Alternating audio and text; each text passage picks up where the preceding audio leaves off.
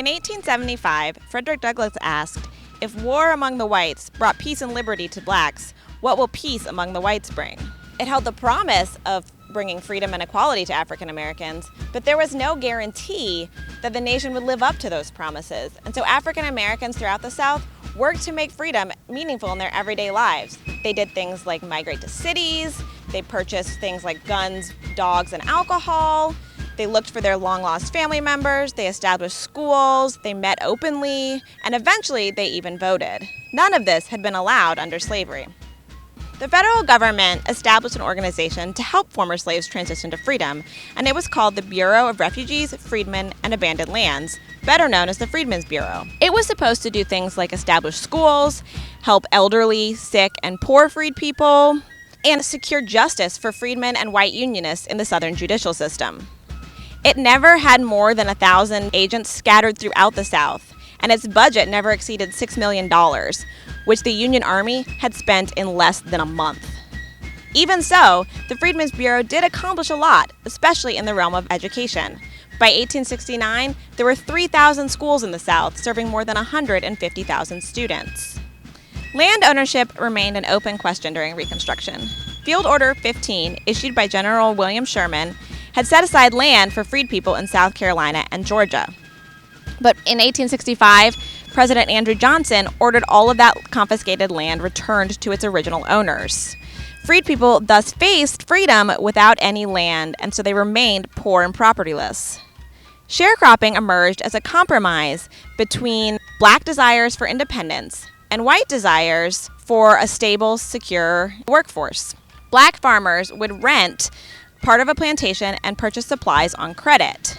After the harvest, the crop was divided, and freed people used their share to pay off their debts. Unfortunately, the split was never equitable, and most black farmers found that they owed more than their crop was worth. Freed people understood that voting was really important.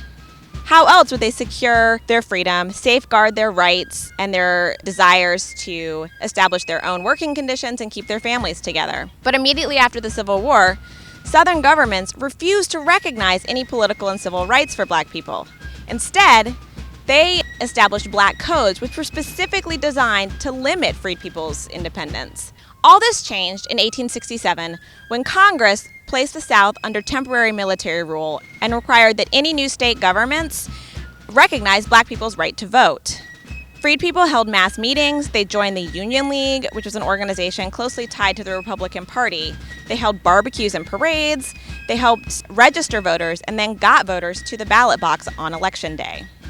African Americans formed the basis of the Republican Party in the South, but they never held an equitable share of power within that party. Nevertheless, black people did hold elected office at every level of government, including Congress, and that was really significant and indicated a really fundamental shift in power in the South. Not surprisingly, many white Southerners deplored this shift in power, and they responded with outright violence. Enter the Ku Klux Klan, the most famous of the domestic terror organizations that wreaked havoc in the South in 1870 and 1871, to the extent that the federal government stepped in and authorized the president to use the army against these organizations. Even with federal intervention, white Southerners continued to react with violence. In 1873, for example, armed whites attacked the town of Colfax, Louisiana, killing more than 100 freed people. By 1875, angry white Southerners were no longer even restricting their violence to the nighttime. Rifle clubs drilled in public, and white Southerners attacked and murdered freed people and Republican politicians in broad daylight. They destroyed ballot boxes, and they refused to let freed people vote.